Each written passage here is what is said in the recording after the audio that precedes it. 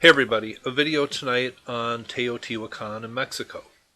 I think it is one of the more mysterious, more ancient, and definitely one of the more important sites in all the Americas, ranking right up there with Tiwanaku in Bolivia. This is worldmysteries.com, and I will leave the link below. It says this, Teotihuacan, an introduction. Teotihuacan means the city of the gods, or in the native language, where men became gods. It is located in the valley of the same name 30 miles north of Mexico City. And here it is located right down here in southern Mexico. And it gives you a couple aerial shots. Here's another one from Google Earth. And it says this, Teotihuacan used to be a thriving city and ceremonial center that predated the Aztecs by several centuries. Most likely it was Mexico's biggest ancient city at its peak and the sixth largest city in the world in 600 AD.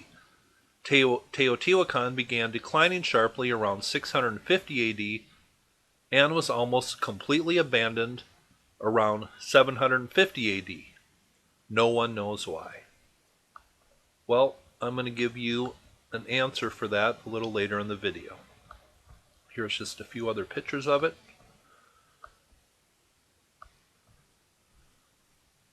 And it says this. At its peak around 500 to 600 AD, Teotihuacan contained perhaps 200,000 people. It was a well-planned city covering nearly 8 square miles and larger and more advanced than any European city of its time. Its civilization was contemporary with that of ancient Rome and lasted longer, more than 500 years. Though archaeologists have been fascinated with the site, Teotihuacan's culture and history are still largely mysterious. The civilization left massive ruins, but no trace has yet been found of a writing system, and very little is known for sure about its inhabitants, who were first succeeded by the Toltecs and then by the Aztecs. The Aztecs did not live in the city, but gave the place and its major structures their current names. They considered it the place of the gods, a place where they believed the current world was created. And I find that very interesting because it correlates with Tiwanaku in Bolivia, the Aymara Indians there. When the Spanish asked them who built the place, they simply said they did not know. It existed long before they got there. And it also correlates with Egypt. The ancient Egyptians settled around the pyramids and the Sphinx, and the true first inhabitants were not known. And no writing system has been found at either Tiwanaku, or there is no writing system that tells how the Sphinx or the pyramids were built. So I think there is a direct relation there. And I think all of these ancient sites from around the world were basically built by the same people from the same civilization, the same culture. One that we have not figured out yet today. And it says this.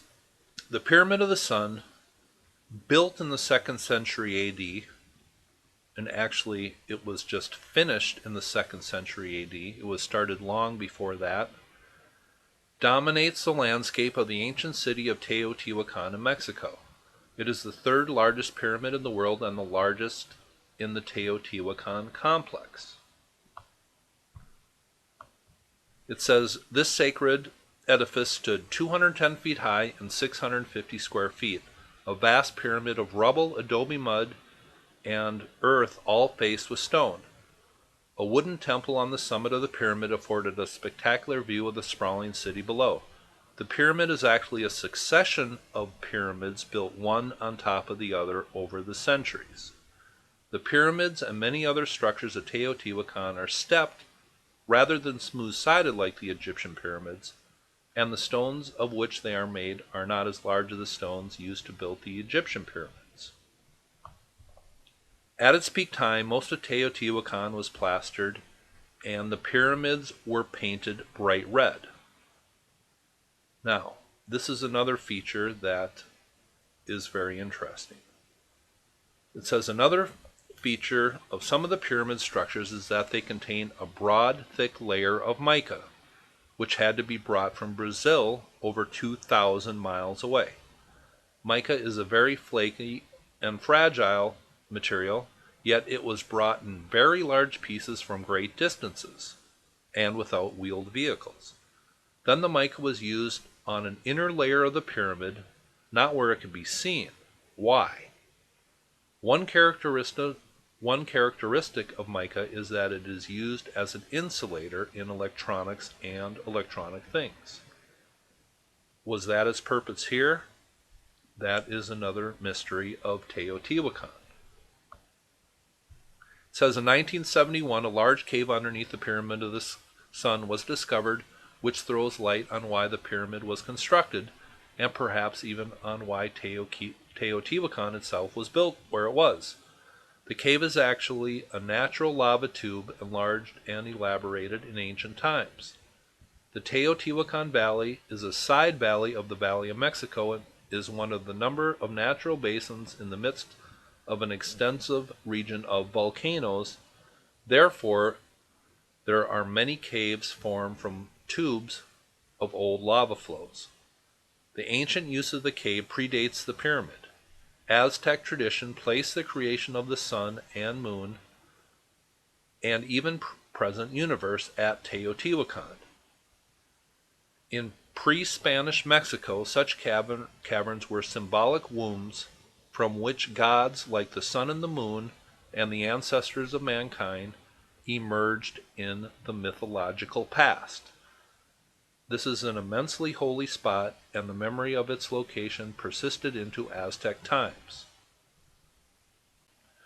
And it goes over some of the structures at Teotihuacan. This is the Pyramid of the Moon, which is located at the northern end of the Avenue of the Dead, which is the main axis of the city. Here are some other pictures of it. This is the main plaza at Teotihuacan, which has a striking resemblance to the plaza at Tiwanaku in Bolivia.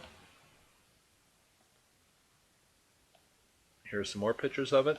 And this is an artist's rendition of what it looked like when the city was thriving. Pretty impressive. And now we're going to get into why I believe all these sites, from Tiwanaku to Giza and others, were all laid out and established by a culture or a civilization that we have yet not identified. Atlantis is the most common reference to it, but one we really haven't put our finger on yet. It says the city of Teotihuacan is meticulously laid out on a grid which is offset 15.5 degrees from the cardinal points. And here is a picture of Teotihuacan, and this is the Avenue of the Dead, and this is an overhead shot and how it relates to true north.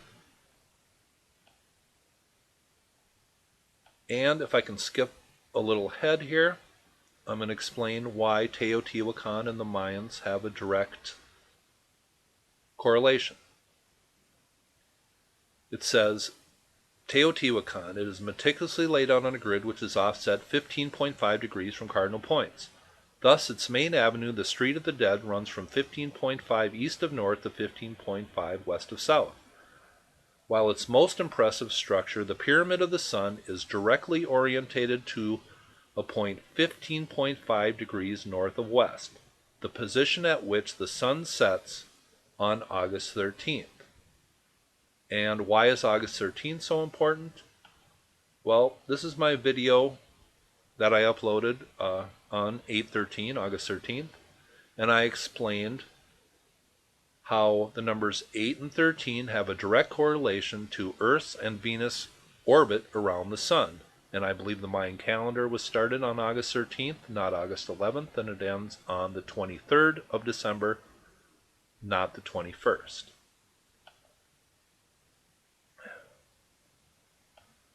And it says this.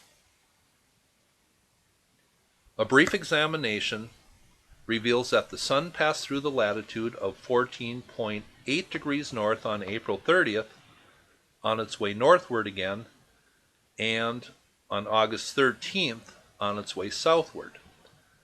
That happens to be the latitude of Izapa in southernmost Mexico, and August 13th happens to be the date that the Maya believed the world began.